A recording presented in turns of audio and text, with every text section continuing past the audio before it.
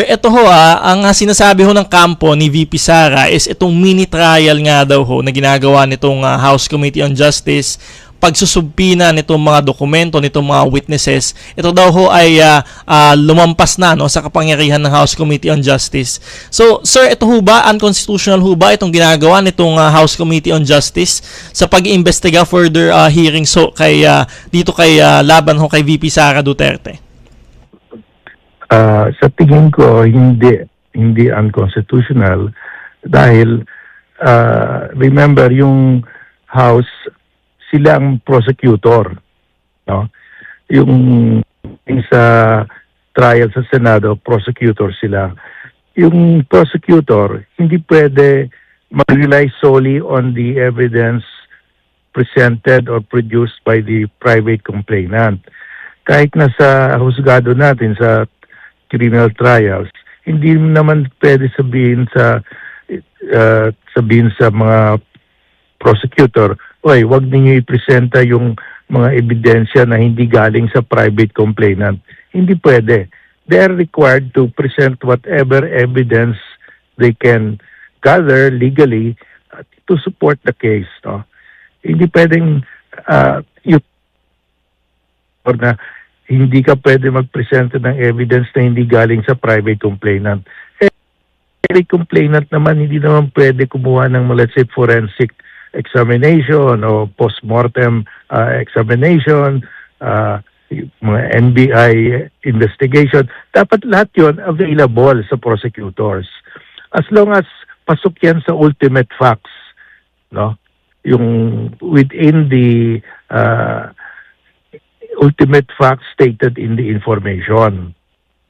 So, mali yung sinasabi na yung prosecutor hindi pwede magpresenta ng evidence na hindi galing sa private complainant. Pwede magpresenta, wala namang batas o law o rule o jurisprudence na nagsasabi na yung prosecutor hindi pwede magpresenta ng evidence pag hindi galing sa private complainant. Pag ganyan, wala tayong makonvict kahit sa regular courts, no?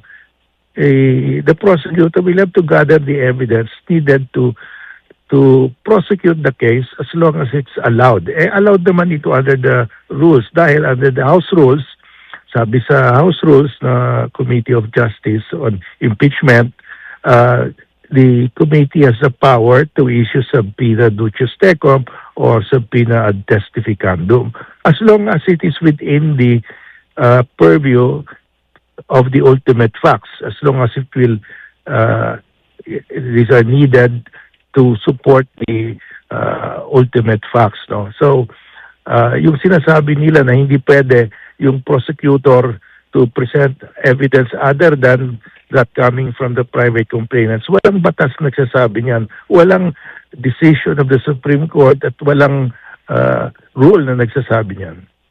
Alright, malinaw ho yan, Justice Carpio, na maaari silang kumuha ng ibang ebidensya. No?